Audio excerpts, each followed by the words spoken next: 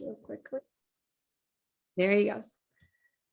He held the position of research scientist in the Academy of Sciences in the former USSR, followed by a Royal Society Visiting Research Fellow position at Heriot-Watt University in Edinburgh, Scotland, UK. He later worked as a senior scientist in Cinred Inc. in Seattle, Washington, and then as chief scientist with Luxar Ask Luminous, also in Seattle. In the early 2000s, he founded Luxar Care Esculite Light Scalpel Group, the only American-based designer and manufacturer of flexible fiber surgical CO2 lasers for the small office outpatient market. Dr. Vitruk has authored 10 patents and over 20 articles on CO2 lasers and is a member of the Institute of Physics in the UK. In 2017, he founded the American Laser Study Club, an educational platform that helps physicians, dentists, veterinarians, and practice staff members to excel at efficient and safe application of laser energy in everyday practice. What an honor to have you with us tonight. Well, thank you, Renata. So should I just start? Is my screen being shared, visible? Yes, we can see your screen. The topic tonight is myths and physics of surgical laser. The floor is yours. Take it away. Oh, thank you. Thank you again for inviting me. It's an honor. And I will go over kind of the very simplest pieces of the foundation, how the surgical lasers apply to the soft tissue surgery. And this all starts with the very simple question. If we can answer it correctly, it kind of gets us into like halfway understanding what exactly the soft tissue surgical lasers are. So since this is the surgery, we expect the laser beam to cut the soft tissue. If that laser beam cannot cut the tissue, they're not doing the surgery. So that's the first condition. And then, so my screen is, let's see. Oh, yeah, it's playing. Okay, right. Okay, so the sciencey words about cutting soft tissue is the vaporization of the tissue by the laser beam or the ablation of the tissue by the laser beam. But then what exactly makes such an instrument any better than the scalpel or the scissors? And the answer is, we need to have an sufficient and instant hemostasis and coagulation on the surgical margins. So when we hear about the wonderful world of lasers, say in plastic surgery, that's exactly what it happens. We are able to vaporize the tissue, creates the very minimal but still sufficient coagulation and the hemostasis, and then we kind of have to worry about things like how deep do we cut? So the dentist or the surgeon is one-on-one with patients, steps on a foot switch. How deep do we cut? Do we cut all the way through the patient, or what is the depth of the incision?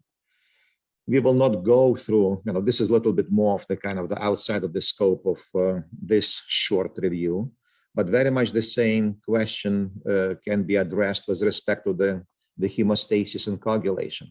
How deep do we coagulate? Is it very superficial, so that's the blood vessels don't really care? Or are we kind of frying the patient all the way to the bone? So there are pretty much black and white answers to both questions. And I have a video of what exactly the soft tissue surgical laser, an appropriate one, looks like in action for the frenectomy. So here we go. So what you're seeing here, we definitely saw an instant release. And we also see right where the laser beam was moving over the target, we see that a little bit of the translucent tissue. So this is, that's the superficially coagulated tissue, it's dehydrated. So that's why it has this appearance of the translucency. But then watch in the next kind of a fraction of a second when Dr. Baxter swipes a finger over the wound, he brings the moisture back in. And so what do we see?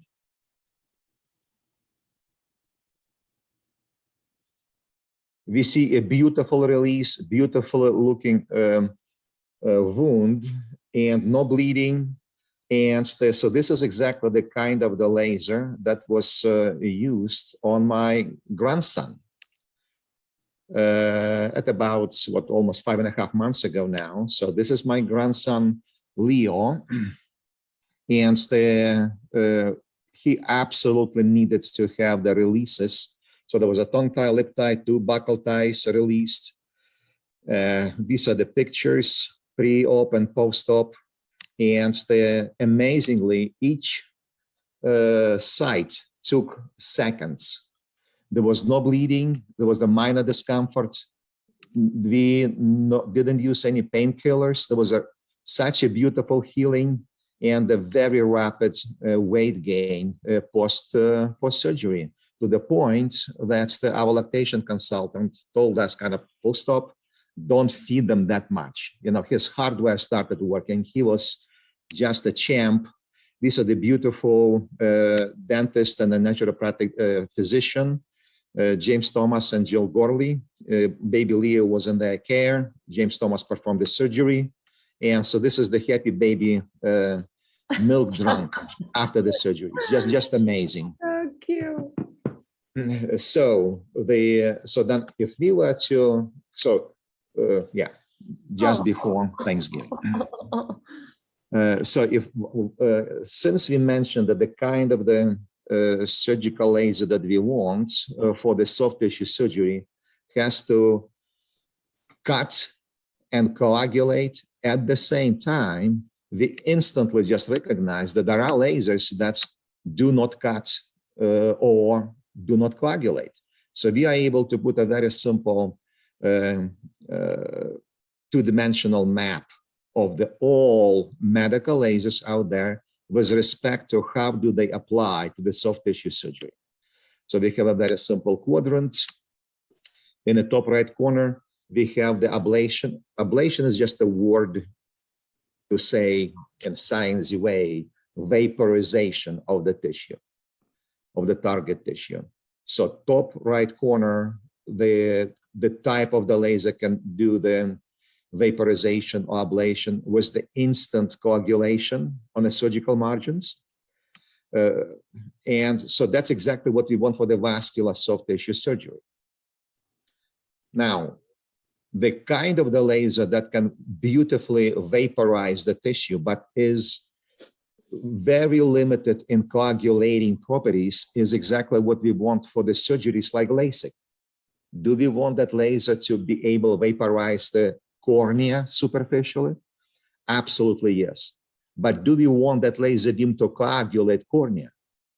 Absolutely not. So that's the great example. Same thing with the hard tissue lasers.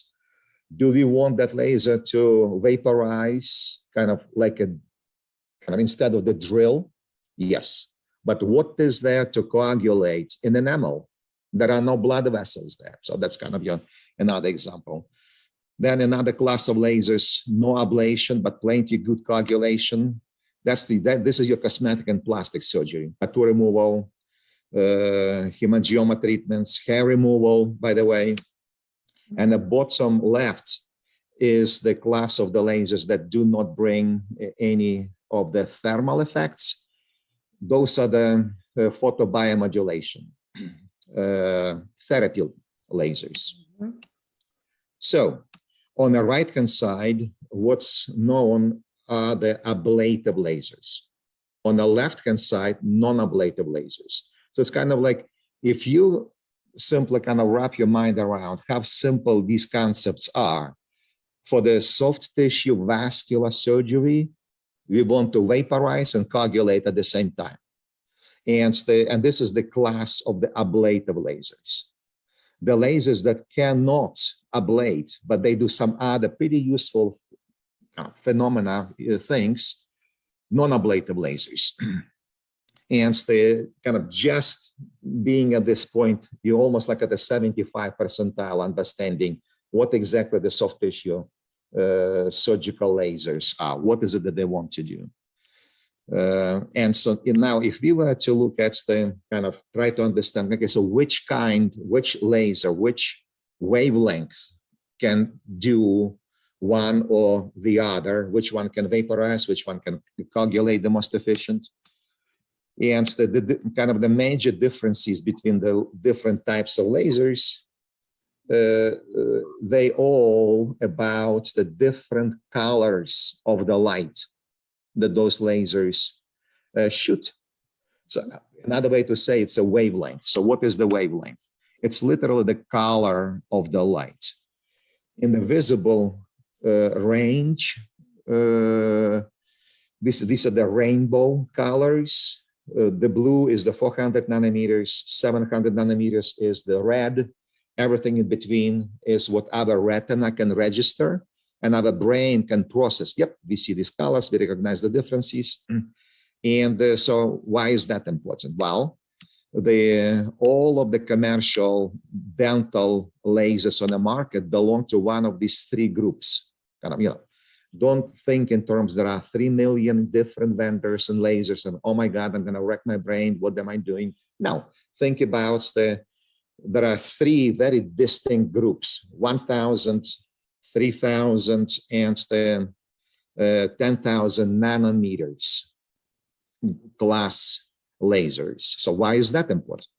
So I have a couple of the videos, and the first one is the video of what exactly the 10,000 nanometer laser with the focused beam can do on a sample of the tissue sample. So it's a chicken leg from grocery stores. And so let's see what's going to happen here. So you may say, come on, Peter, you're wasting everybody's time. No, every child knows what lasers do. And so my next video is the same power, same tightly focused laser beam and same target tissue. The only change is just the wavelength. So let's see what's going to happen. So we can be watching this for hours, days, weeks, years. This laser wavelength, it's a very powerful laser beam. It cannot cut the laser, the tissue, the soft tissue. This is your non-ablative laser, the diode laser beam. And so there is something extremely profound about the wavelength, how exactly it can interact with the soft tissue. So let's try to understand what exactly the role of the wavelength here, and especially with respect to the most important component of the soft tissue, which is what? Water. 80% of the soft tissue is water.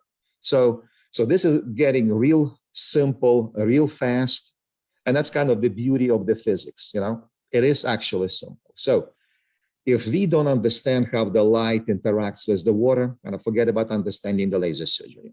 So what is it that we know about the interaction of the light at different wavelengths with water is actually summarized in this one chart.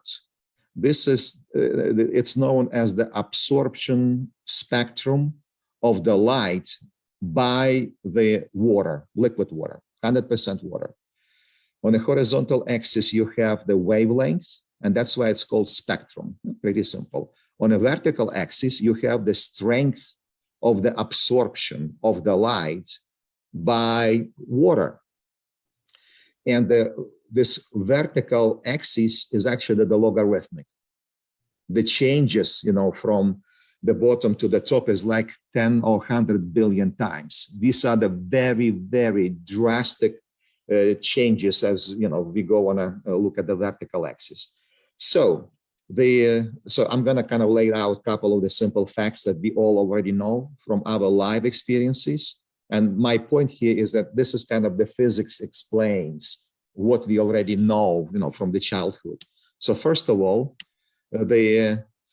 if you look at extremely low numbers of this absorption coefficient in the rainbow colors, this is the other way to say that these colors of the light can go through water for the very long distances without absorption. So all of these colors go through the 3, 4, 5 inches of water without any attenuation. So we recognize it as the transparency. So this water is pretty much transparent.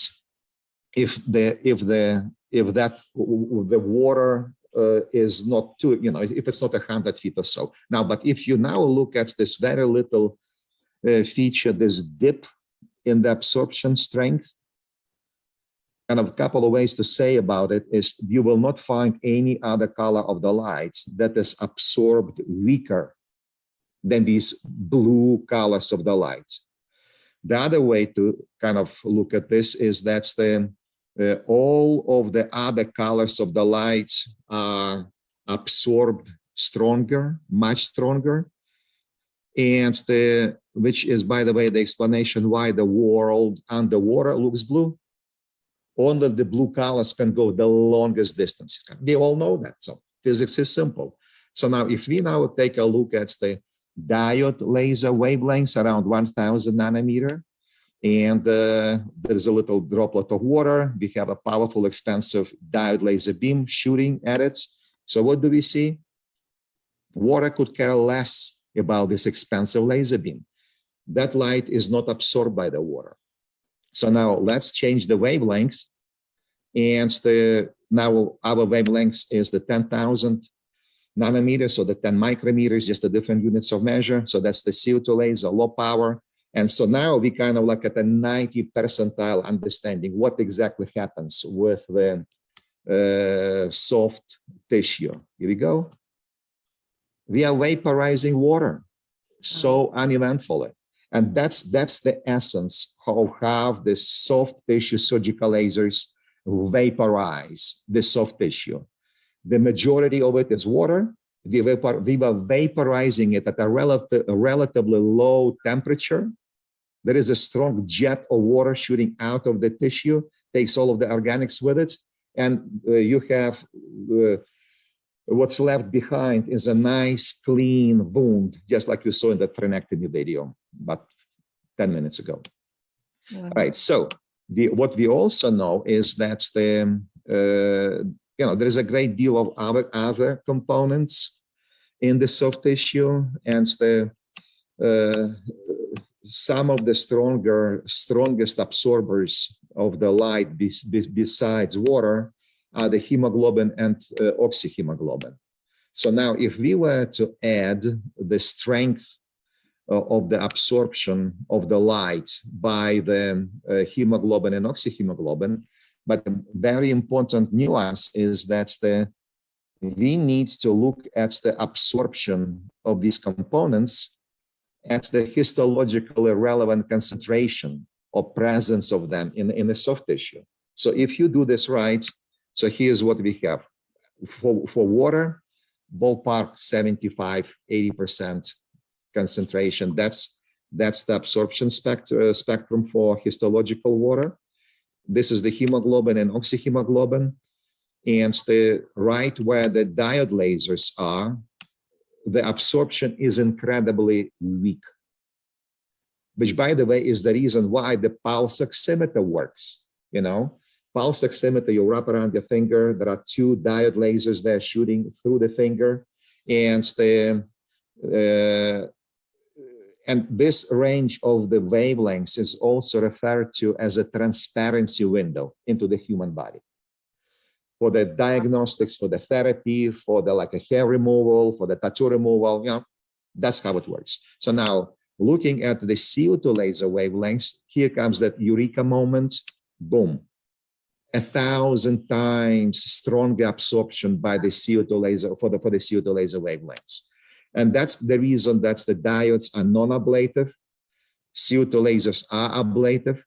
And in dentistry, there is another class of the lasers around 3,000 nanometers. Those are the erbium lasers. Much better vaporizers of the water.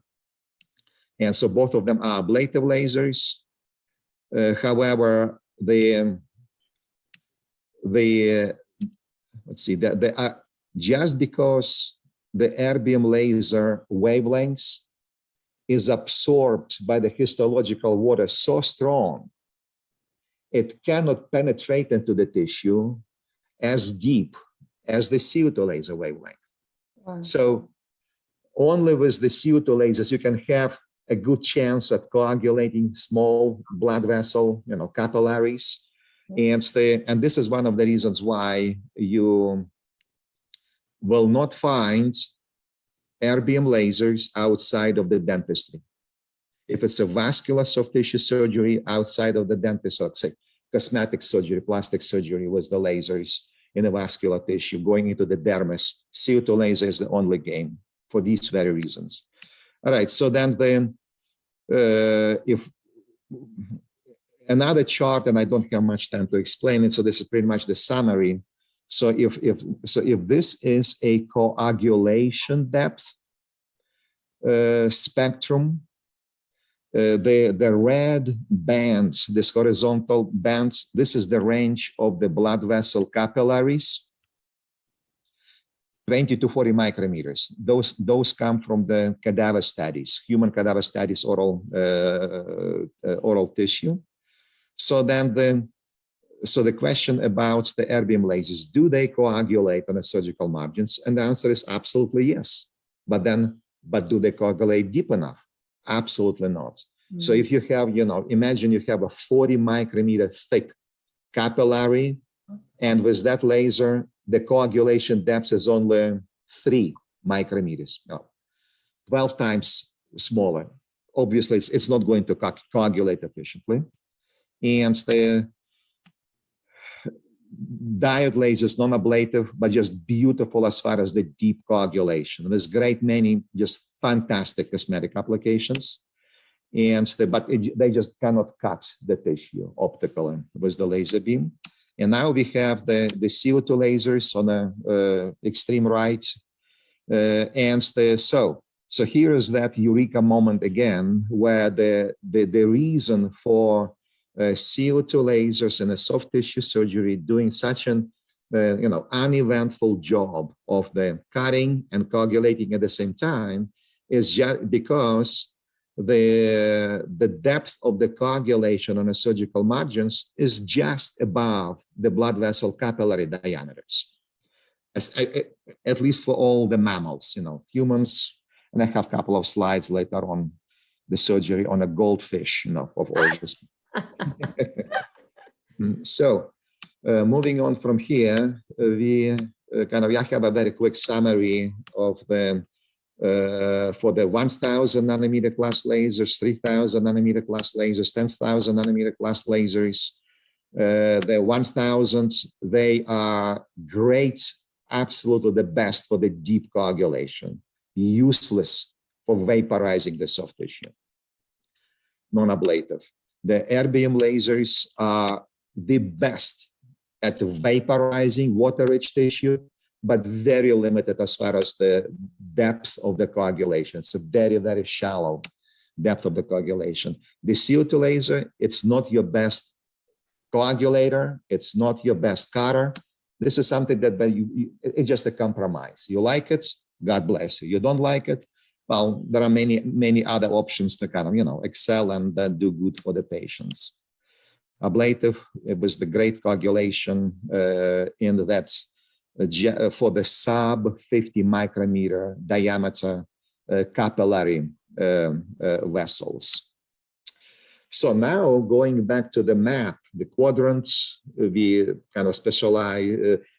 specified for the vascular soft tissue surgery. We want the laser that can cut and coagulate at the same time.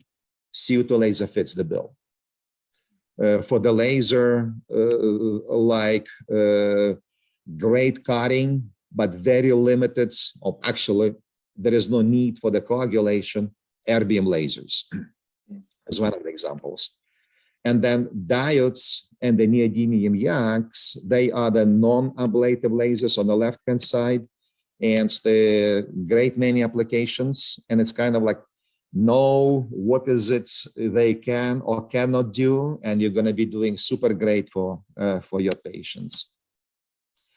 So, but then, pretty simple observation that what is the number one selling laser for soft tissue dental applications? And the answer is it's a diode.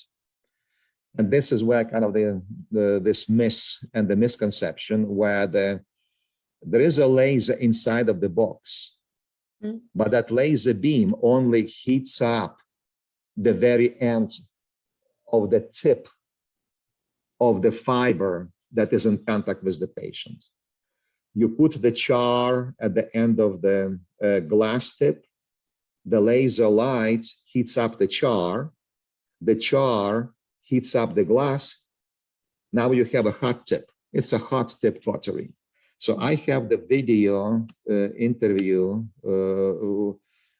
Dr. Farhan interviewing Dr. Christensen, and I'm hoping that I know the trick how to make it work, but maybe not.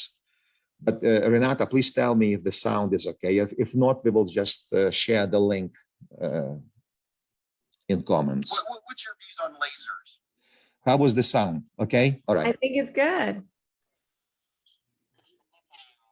Oh. It's not working? It's not working. Let me play it. I have it ready. All right. Thank you. Guys, you're welcome. Basic. Do you want me to stop sharing? Yeah, just so I can share the. Okay, I go in. I have so much stuff open. While I'm picking up the video, we do have a question from Stephen Michael Millman, Dr. Millman. So Leia is a CO2 laser that claims to cut hard and soft tissue. Is it possible?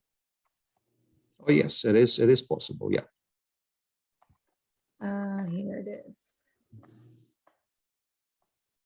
Okay. Share my screen. Can you guys see it? What's your views on lasers? This particular orientation of diode is basically in the 800, 900 nanometer range, and it basically is light going through at that wavelength through a fiber optic bundle, and the light will do nothing until you put, as you know, a black piece of burnt cork or articulating color on the tip. So if you send light through this fiber optic bundle and it hits this black thing, what would it turn to? Heat.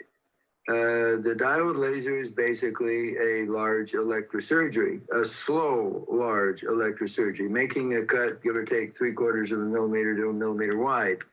Yeah, that's good. Yep, so I go back to sharing. Yes. Okay. Share portion of the screen. Okay. All right. So going forward after this. So what you just heard, will make a lot of sense when I'm showing and commenting on a couple of the diode frenectomies. So remember me talking in the very beginning, if it's a laser beam, which is appropriate for the soft tissue surgeries, we want that laser beam to both vaporize the tissue and efficiently coagulate. And efficiently means just enough, not all the way to the bone, so to speak. So what you're seeing here is actually, it's a diode laser frenectomy from a television program in Australia. So we're not talking kind of picking and choosing, this case or that case. That was actually shown to general public in Australia. So what you're watching has nothing to do with the laser surgery. Wow. It's a hot glass tip cautery. So now if you kind of reconcile in your mind that hot tip cautery, and I explained earlier and Dr. Christensen explained, you put a char at the end of the glass tip, the char gets hot, laser beam heats up the char, and then the char heats up the glass. You have a hot glass tip cautery. Now try now to explain the next screenshot. Where the blood is coming from. And the answer is with the contact device, when you pretty much drag that tip on the surface, at some point, the char rubs off. So all of a sudden, you have a cold glass tip, but nobody told you this is not a laser, but it stops cutting. What do you do next? You try harder. What's gonna happen? You're cutting the patient with the glass. So that was kind of the very short introduction into some of these misconceptions sold to dentists as the laser, which is actually the hot tip device, or the cold glass being used on a patient unknowingly. Wow. So back to the laser frenectomies, and hopefully with everything that kind of was explained with the ablative lasers, that's why they can vaporize the tissue because of the strong absorption. But there is also the part of that wavelength that can be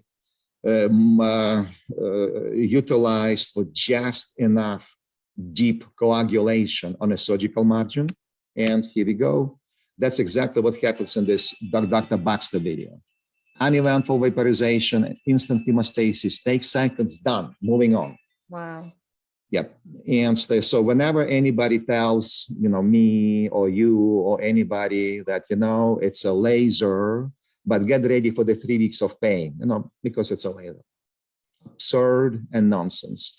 Lasers are known for the very minimal post-operative pain and the fast and efficient coagulation and the vaporization. If you know what you're doing, exactly. And if you have a proper instrumentation. So that's kind of, knowledge is power. All right, okay, so the quick summary, the CO2 laser is the one that gets you both fast vaporization and instant coagulation. And on a lighter note, a different medical specialty, veterinary. So this patient's name is Winston. So the story comes from the USA Today about 5 years ago.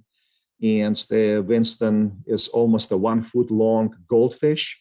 Oh my God. Loved by his family, develops a tumor. Where do they go? A veterinarian. So approximately, I would say, maybe like 90%, 85, 90% of the veterinarians, they will look at Winston and they will start counseling the family. Winston had a decent life, we can take $1,000, but come on, we're not going to suture him. And it's, and he is in God's hands. Or you take him home and, have a decent, end to his, life and everything. The other 10% of veterinarians go like, revenue just walked in. It's going to be the easy surgery, seconds, and it's going to heal by second intention, no sutures, and that's exactly what's happening here. Oh, CO2 laser. Yep, and then you can see on the left-hand side on the bottom, the syringe pushes water through his gills. Water is spiked with the local anesthetic, so he's having the life of his time. He has no idea what's happening, and it takes seconds. He goes back in a tank. The story goes that the happiest family member was the family dog to see Winston back in the tank. So the point here is that's laser surgery is around way, way more than just the dentistry. And the outside of the dentistry, you will not find diodes and you will not find erbium lasers. Mm-hmm. Outside dentistry, if it's a vascular soft tissue laser surgery, there is only one laser type known to mankind, and it's called CO2 laser. Wow. So blepharoplasties, taking the fat tissue from underneath the eyelids, two things can go wrong. One, if we have bleeding during the procedure, and if the blood ends up behind the eyeballs, that's an emergency room, lawsuits. Wow. And the second problem, if the patient comes back in a couple of weeks and there is a scar tissue, again, that's the problem. So the CO2 laser is one of those instruments of choice.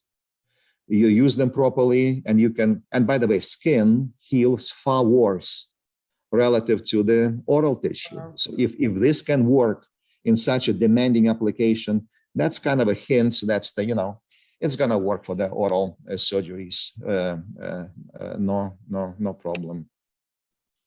Lumps and bumps, either in veterinary medicine or in the human cosmetic surgery, very easy. Wow. More blepharoplasties, the hemangioma. So this kind of the procedure is actually perfect and ideal for the diode laser, because this extensive pool of blood, hemangioma, is best coagulated by the non-ablative wavelengths. So we are not cutting, we are not coagulating, and then it just falls off on its own. Ablative lasers, fibromas, excision of the fibromas, and kind of the list is very long. And we love watching this. yeah, and there's a kind of very simple list of the peri-implantitis treatment, gingivectomies, fibroma excisions, leukoplakia treatments, not to mention the frenectomies, and so on.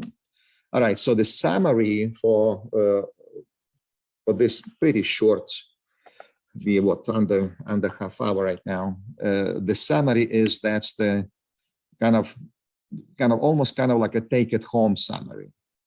In the world of the medical lasers, think about ablative and non-ablative. So if you're performing surgery, that's ablative laser.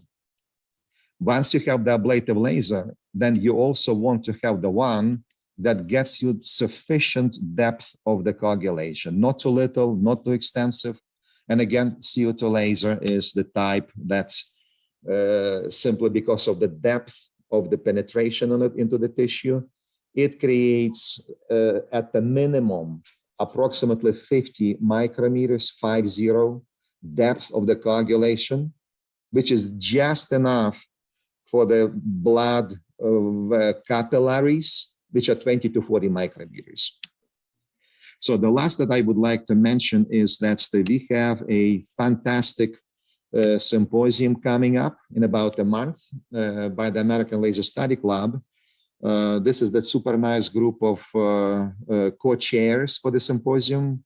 And we have a great lineup of the speakers. Wow. And also, not to mention that we're gonna have quite a few hands-on laser labs during the symposium. That's kind of a great opportunity to practice, simulated frenectomies, gingivectomies, you name it.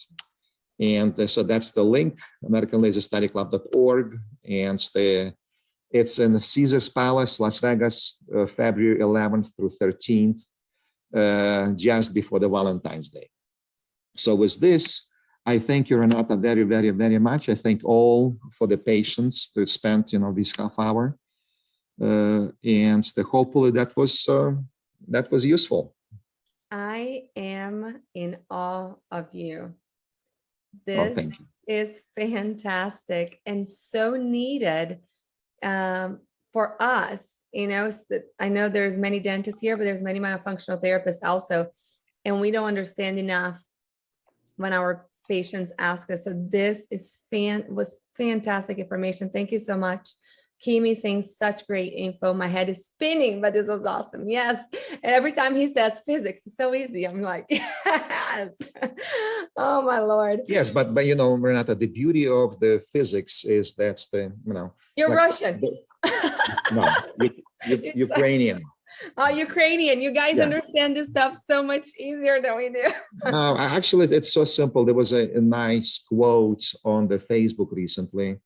and the quote was by Albert Einstein, which is if you cannot explain it in a simple terms, you're not really getting it.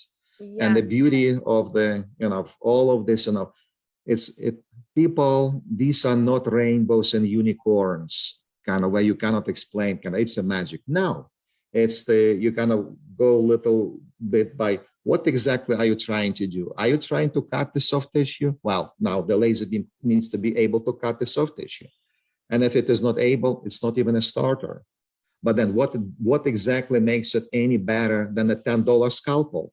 It needs to be able to coagulate, but just enough. And so after that, you simply go into kind of, okay, so what's the soft tissue? Well, 80% it's water. And so then what do we know about the interaction of the light and the water? Actually, we know a lot.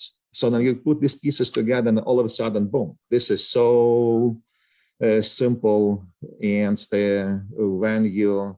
but for what we also learn at the American Laser Study Club, that's a nice part of actually all this kind of making sense, hands-on laser lab. Wow, that is this is where, yeah.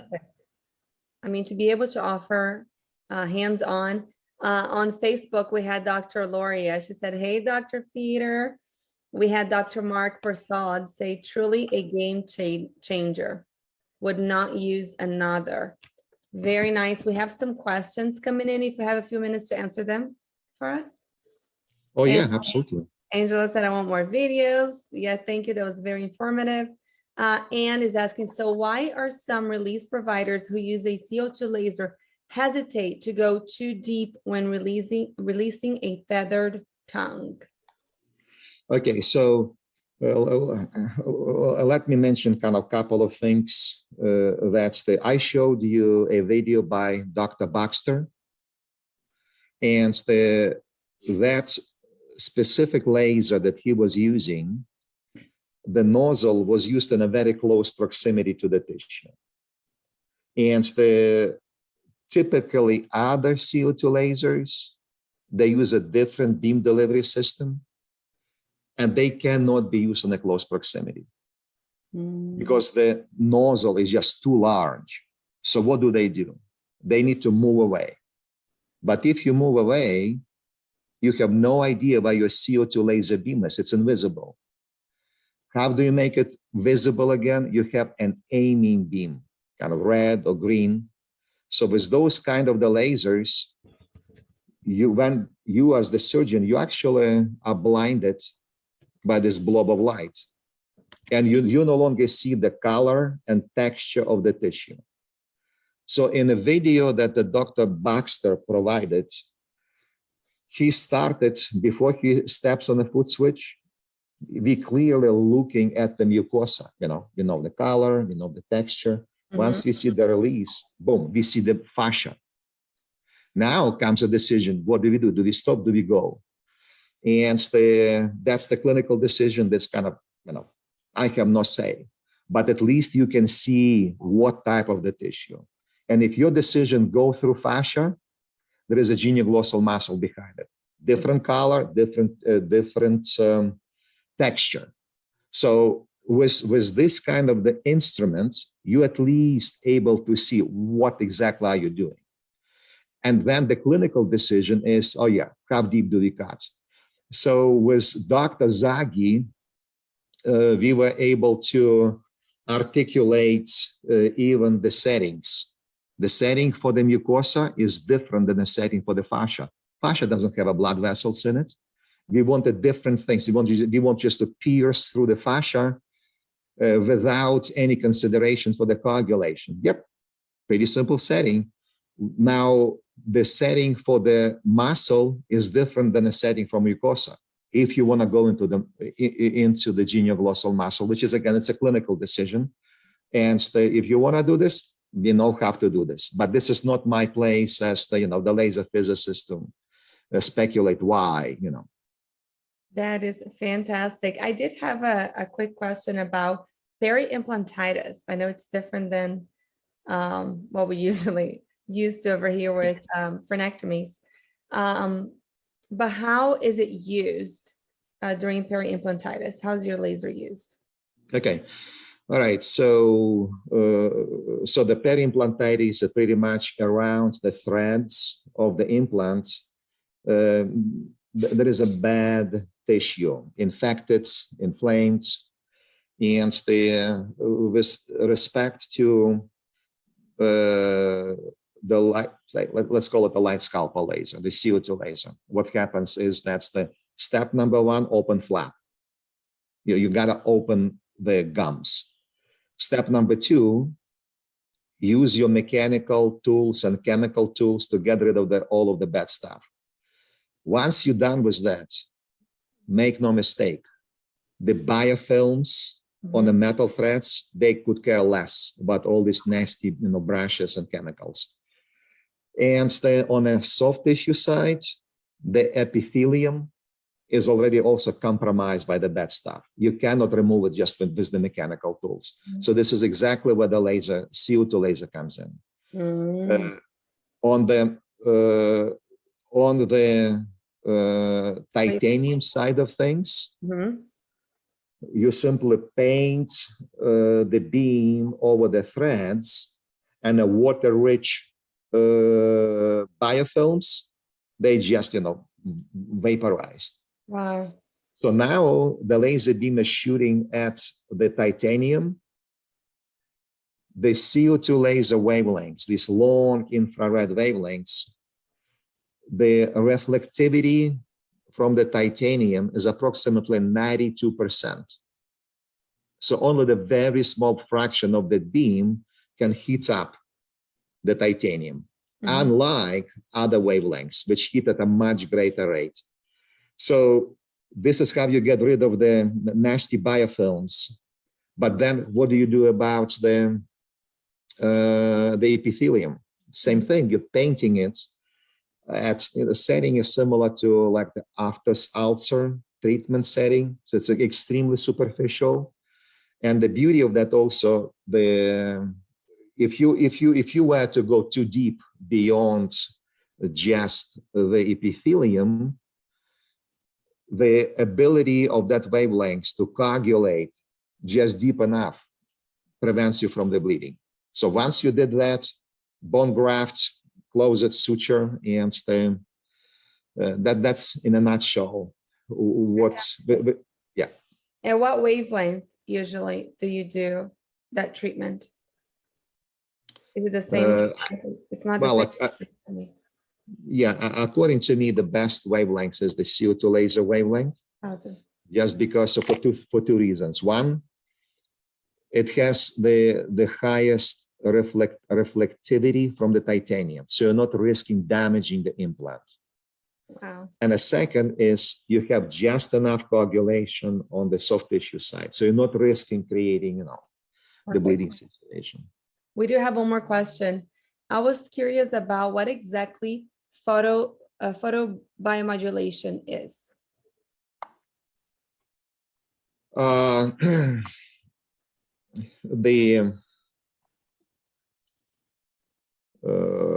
So do you want to elaborate on that, Anne?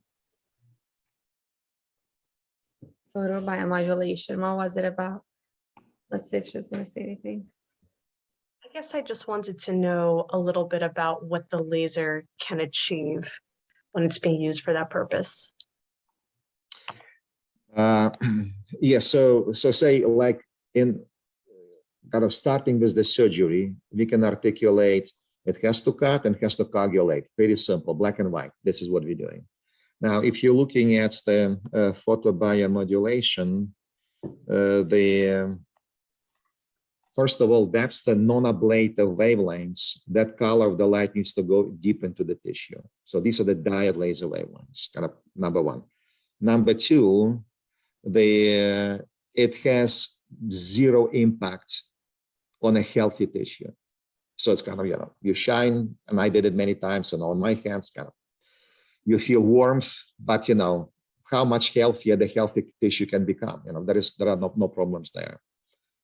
However, when the tissue is inflamed, if there is a pain, so then the some of the effects are a reduction of inflammation, reduction of pain, and there is a great deal of the still research going on, and it's kind of when we get into the very much the molecular level, how exactly the light gets into the action. So that's a couple of days of the different course, but kind of in a nutshell, non-ablative laser does have the anti-inflammatory and kind of the pain reduction impact on the not so healthy tissue. This was absolutely fantastic. I don't think I have any more time for questions because I want to invite everybody to come to Las Vegas. I'm going to be there, and I want to, you guys are always asking me, where am I going to be? So come to Vegas if you're around. I would love to meet you. I'm going to have some of Airway Circle new cups and t-shirts, and I'll give some out. So if you heard this lecture, come up to me and say something so you get one. Next week, what do we have going on next week, Angela? And I want to invite, you're muted, yes. I want to invite all the professionals to join our Facebook group. If you're not there yet, we have wonderful questions and wonderful interactions. Tuesdays are going to be changing a little bit. If you guys have not seen our podcast yet, we have launched our podcast. I'm not sure if Dr. Peter's still here, but let me share. I meant to do this every time and I never do it. Here. Okay, good. I want to make sure that I say goodbye before you leave. But let me go on Airway Circle because people ask me this all the time, and I feel like it's so much easier if I show it to you. So here we go. Let me know if you guys can see my screen. Yes, I can see your screen. Awesome. Yes. So here's our website. We have a directory of providers in the airway field. If you just click on directory, we have breathing practitioners, dentists, IBCLCs, naturopaths, not yet, occupational therapists, or facial myofunctional therapists, pediatricians, speech language pathologists, which lots of them are facialmologists also. So if you need to find a provider, we have an amazing growing provider list over here for you. Also, if you'd like to join today, we have different membership levels. We have a lot of stuff that are free access, a lot of live things that you can watch for free. And then we have our membership. We have circle time that are case studies on myofunctional therapy and patient discussion. And then we have monthly courses also. I did not want to go into the member area. This is if you buy any of the courses, they're all in here, super easy to gather. It's the shop that I want to show you guys. This is another thing that we just launched this week. We did a soft launch. I didn't really tell anybody, but we have brochures, Ann and I specifically, but all of the girls on Airway Circle, we have spent months and months and months researching, reading tons of research to be able to bring these amazing brochures for you guys that you can feel comfortable in giving them to your patients. And all the content is here. It's copyrighted, so I'm not worried about putting the content here. The more you buy, the more discount you get. And over here in the front, I'm telling everybody where it says Airway Circle, you can put a sticker right on top of that of your business with your information, your phone number. But there you go. We have spent so much time putting these together for you guys. And everything has references. So we have amazing research to go with every brochure. So there you go. Our shop is open for business. And then we have our new cups that one of them says, I breathe through my nose. If you guys would like to tell everybody that. And the other one says, where is your tongue? And the same thing with our t-shirts. They will be available very, very soon. To go on your member area, last thing, on the Airway Circle membership. That's what mostly everybody has. If you go on the computer, this is what it's going to look like. It's super easy to use. We have these boxes with discount codes. You guys can just click on there. Those are our product discounts. Here are our weekly meetings. You can just click on there and the Zoom links are right up. Our Clubhouse recordings are all here. I finally uploaded all of them. So you guys can come listen in to our old Clubhouses. All the new Clubhouses are on Clubhouse. But anyway, anyways, this is our research folder. I just wanted to share a little bit because a lot of people ask me, how do I get there? How do I do this? Well, really quickly, that's how you do it. But if you have any more questions, you can reach out to me, to Angela, and any of the girls, Lyle of Airway Circle. But I cannot wait to see who's going to come to Vegas. It is going to be such a fantastic meeting. I'm going to post again on Airway Circle. I already posted the link once. I'll post again tonight to get everybody to sign up and meet us over there. We always have a wonderful time. I've already begged Angela to come because she's the most amazing roommate, and it's great networking and talking to all these amazing professionals. I cannot wait to hear and see everything that you, Peter, have prepared for us over there. So thank you so much. Any last words? Well, thank you again for the opportunity. Just because really the knowledge is power. Yes. And so hopefully this will help the patients ultimately, and we just keep learning and sharing for the best of your patients and my family members. Yes, thank you. Angela, who's the speaker for next week? Yes, we have Dr. Bethany Coombs. She is a dentist, and the topic that she's going to be discussing with us is supporting the postpartum family, the mother-baby dyad, and that is Thursday on Zoom. So we hope to see everybody there. Bring a friend, bring a colleague, invite your coworkers, and then that's on Thursday. On Tuesday, we have circle time. Airway Circle Time. Yes. So no Clubhouse next Tuesday. We have Circle Time. So if you're part of Circle Time, join us. All right, guys. Thank you so much. Have a wonderful night. Dr. Peter, you're wonderful. Thank you. Thank you, Dr. I appreciate you. Thank you. Thank you so Vegas. much, Renata, Angela.